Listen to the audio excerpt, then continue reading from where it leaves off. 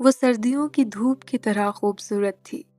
اس کا حسین چہرہ اس دائرے کی مانند لگتا تھا جس میں داخل ہونے والا اس کے شہر سے باہر نہیں آ سکتا تھا۔ عمر کو یہ 20-22 کے لگ بھگ ہوگی۔ وہ سامنے والی چھت پہ ایک ایزی چیئر پہ بیٹھی جھول رہی تھی۔ حسام نے چند ماہ پہلے ہی ٹیکسٹائل میں ڈپلومہ حاصل کیا تھا اور آج کل ایک آن لائن پرائیویٹ فرم کا کام دیکھ رہا تھا۔ وہ اپنی عمر کے ان دنوں میں تھا جب محبت ہونے میں زیادہ دیر نہیں لگتی۔ اتنی جلدی یہ سب ہو جاتا ہے کہ سامنے والی چھت پہ دیکھا ہوا چہرہ گھر کی سیڑھیاں اترنے تک دل میں جگہ بنا لیتا ہے۔ ان کے سامنے والا مکان جو کچھ عرصہ خالی رہا تھا، اب اس میں ایک فیملی رہائش کر چکی تھی۔ یہ فروری کا اوائل تھا۔ وہ لیپ ٹاپ لیے گھر کی چھت پہ بیٹھا اپنا آفس ورک دیکھ رہا تھا اور سردیوں کی دھوپ کا لطف بھی اٹھا رہا تھا۔ وہ لڑکی چیئر ہلاتے ہوئے اپنے موبائل پہ نظریں جمائے ہوئے تھی۔ حسام نے کبھی ایسا مجسمے حسن نہیں دیکھا تھا۔ اسے دیکھ کر یوں لگتا تھا جیسے فطرت نے کسی نامکمل کہانی کی تکمیل کے لیے اسے دوبارہ دنیا میں بھیج دیا ہو۔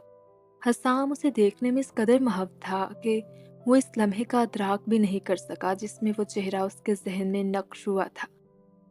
دوسرے دن وہ پھر اپنا لیپ ٹاپ لیے چھت پر تھا اور وہ خوبصورت لڑکی اس چیئر پہ بیٹھی کسی کتاب کی ورق گردانی میں مصروف تھی۔ اس کا انہماک دیکھ کر لگتا تھا جیسے کوئی اپسرا روشنی کے حالے میں بیٹھی کسی سوچ میں گم ہو۔ اس کے گھر کی چھت حسام کو ایک چھوٹے سے جزیرے کی طرح محسوس ہوئی جو آس پاس سمندر نہ ہونے کے باوجود دنیا سے کٹا ہوا تھا۔ اس مارو کے دل تک پہنچنے کا راستہ بھی دکھائی نہیں دے رہا تھا۔ اسی آنکھ مچولی کے درمیان حسام کو کسی کام کے سلسلے میں 2 دن کے لیے شہر سے باہر جانا پڑا۔ وہ آج شام ہی واپس گھر پہنچا تھا، لیکن نیند اس کی آنکھوں سے بہت دور تھی۔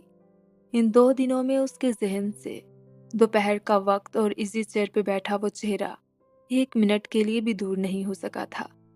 آخر اس لڑکی سے رابطہ کرنا پڑے گا ورنہ دل کی یہ بے چینی جانے والی نہیں۔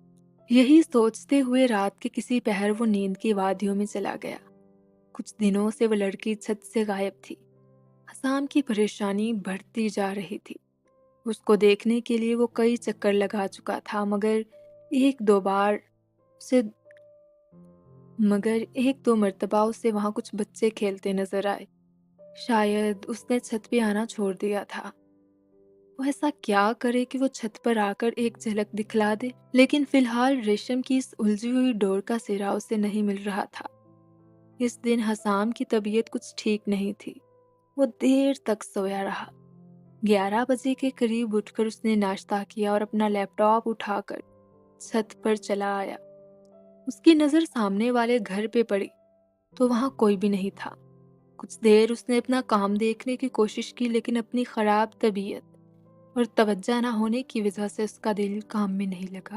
اس نے لیپ ٹاپ ایک طرف رکھا اور ٹہلتا ہوا ٹیرس پہ آ گیا۔ سامنے والی چھت پر نظر دوڑائی تو اسے اس طرح کا خوشگوار احساس ہوا جیسے بچپن میں دور سے کٹی ہوئی پتنگ اپنے چھت پہ گرنے سے ملتا تھا۔ وہ لڑکی ہینڈ فری لگائے سی چیئر پہ بیٹھی تھی جہاں وہ بہت دنوں سے اسے دیکھنا چاہتا تھا۔ وہ اپنی دھن میں مست کوئی میوزک وغیرہ سن رہی تھی۔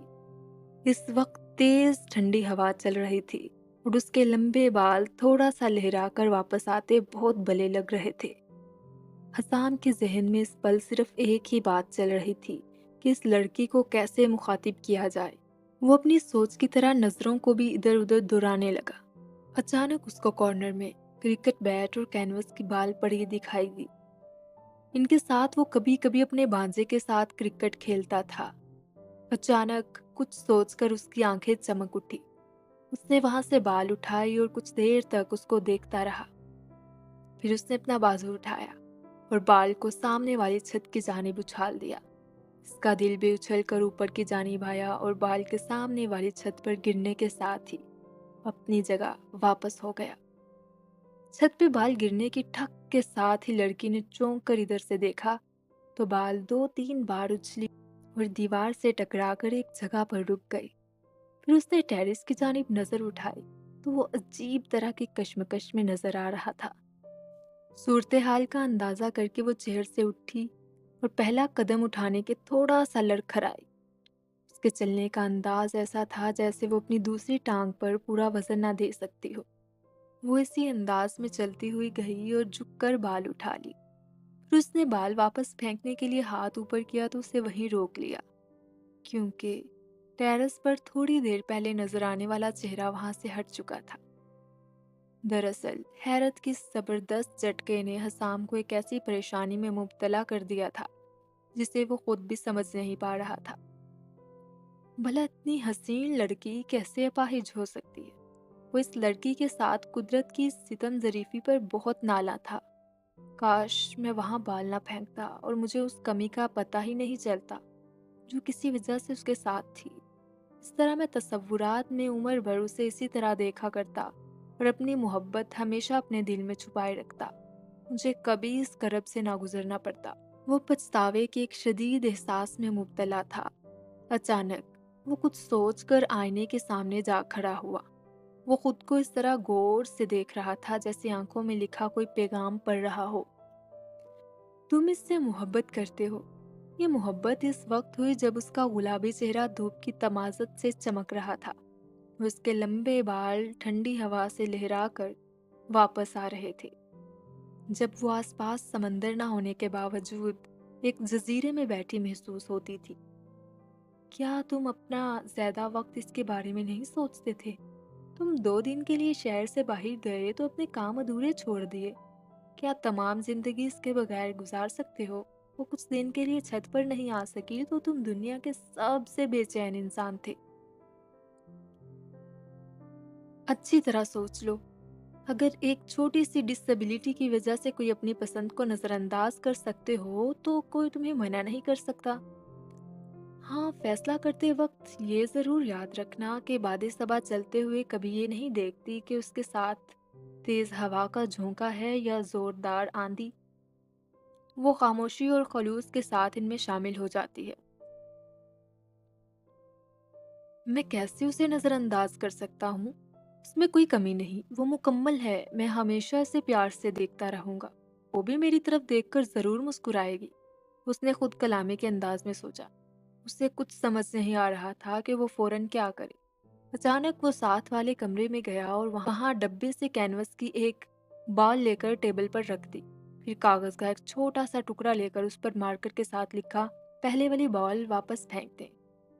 उसने कागज का वो टुकड़ा सोल्यूशन टेप के साथ बाल पर चिपकाया और तेजी से सीढ़ियां चढ़ता हुआ छत पर गया। लड़की अपनी गोद में पड़ी किताब पर हाथ रखे इजी चेयर पे बैठी थी। हसाम ने कैनवस की बाल को लड़की के करीब टेबल का निशाना लेकर फजा में उछाल दिया। बाल गिरने की आवाज के साथ ही लड़की ने सामने देखा और एक दो लम्हों के बाद कुछ सोचते हुए इस तरह नजरें झुका ली जैसे तैराकी ना जानने वाला पानी में उतरते वक्त अजीब तरह की कैफियत से दो चार होता है। फिर वो आहिस्ता से चलती हुई गई और बाल उठाकर उस पर लिखी हुई तहरीर पढ़ने लगी। पहले वाली बाल वापस फेंक दें। उसके चेहरे पर मुस्कुराहट बिखर रही थी। उसने अपनी चेयर के पास पड़ी हुई पहले वाली बाल उठाई और जोर से हसाम के टेरेस की तरफ फेंक दी और दूसरी बाल हाथ में पकड़े उसकी मुस्कुराहट हंसी में तब्दील हो रही थी।